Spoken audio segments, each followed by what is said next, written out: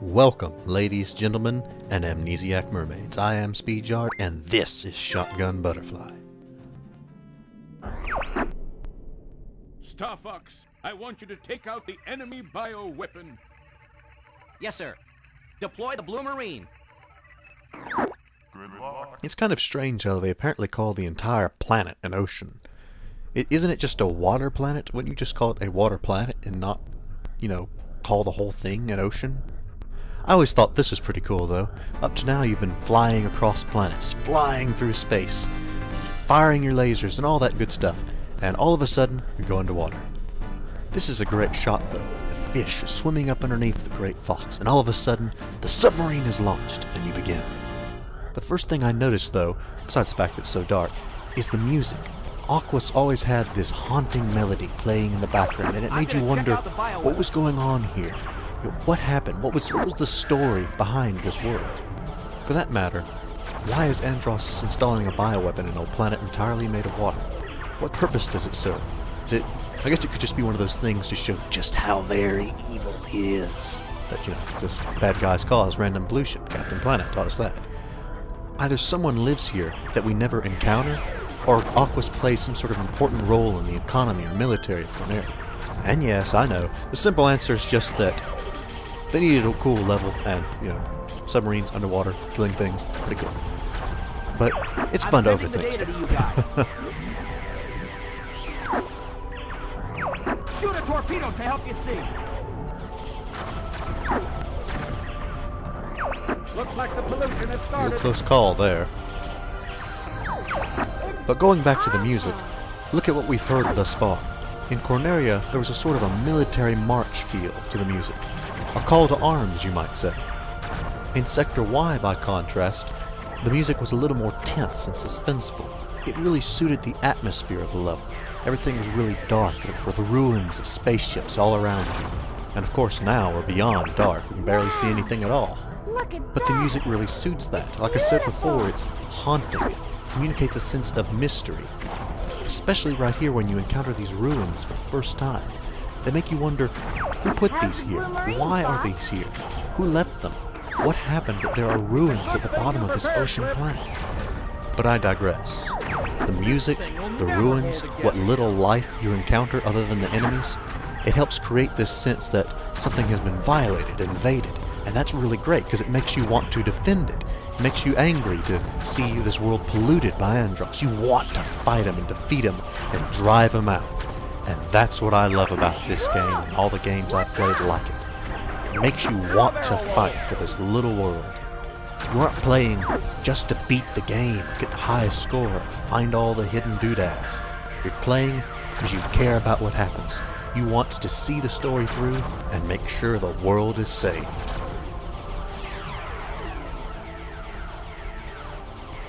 And we will do that, one evil biomechanical submarine fish at a time. Who builds those? Don't you always wonder that? Where does the bad guy go to build all his super scientific, evil military hardware? I guess they always sort of implied that Macbeth was where Andross had all of his factories building this stuff. But how did he even manage to get them there? I mean, what's the story going on before all of this? I mean, you would think it would take him years to get all this set up, but Star Fox is only being called in just now? The opening implies that Andross started doing all this stuff several years ago. So, what's Star Fox been doing in that time? And what's Andross been doing in that time? Presumably he's been building up his war machine and expanding from planet to planet, setting up all his outposts, because throughout this game you find that he's got stuff everywhere. Details like that are things that I love to hear about. I want to know, where was this built? Who built it? How did it get moved?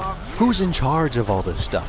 Who pays the guys who move the evil military hardware from evil outpost to evil outpost?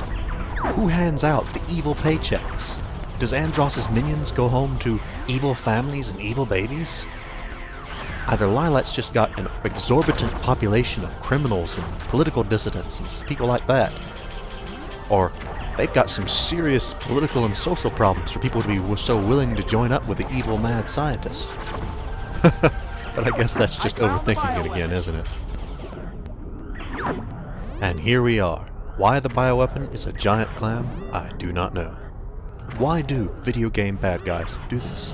Why does every robot, being a robot, need to be designed after some kind of an animal? For the enemies earlier in the level, it actually kind of makes sense. I mean, you could argue that they're camouflaged that way. But what good is it doing with the bioweapon? I guess, I don't know, maybe Aquas just has some population of gigantic clams that spew bubbles everywhere.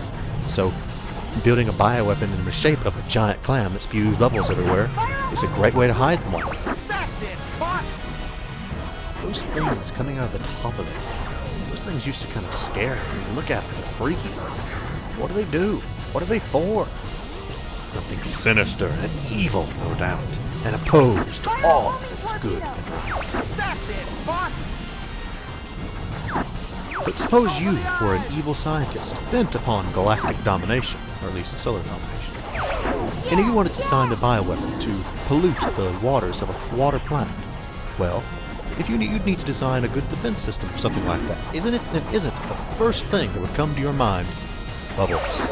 Make it blow bubbles. There is no better defense system I could possibly imagine. That is what you'd think, is it? Or, well, I guess you're an evil scientist, so you'd say, bubbles! Let it blow bubbles. There is no better defense system I could possibly imagine. And somewhere your evil scientist parents will be wondering where all those years of college went. And in addition, I suppose your evil cackle tutor would probably be rolling in her grave. But rejoice! We have bested the evil clam of death, and peace will return to these waters once more. We're preparing to dock.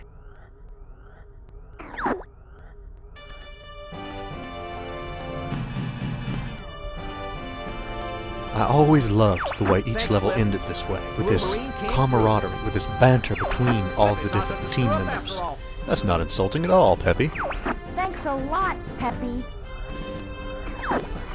I'll take the sky any day. Come on, Falco. Cut the universally reviled frog some slack. Falco, you too. Disclaimer, I do not hate Slippy.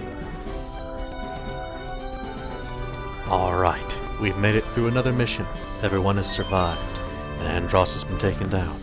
One more peg. But there are a few more pegs left to be taken down, so join me as we face Andross once again, and fight to bring peace once more to the Lilat system.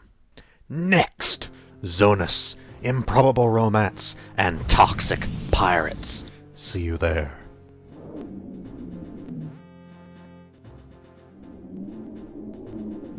Bubbles!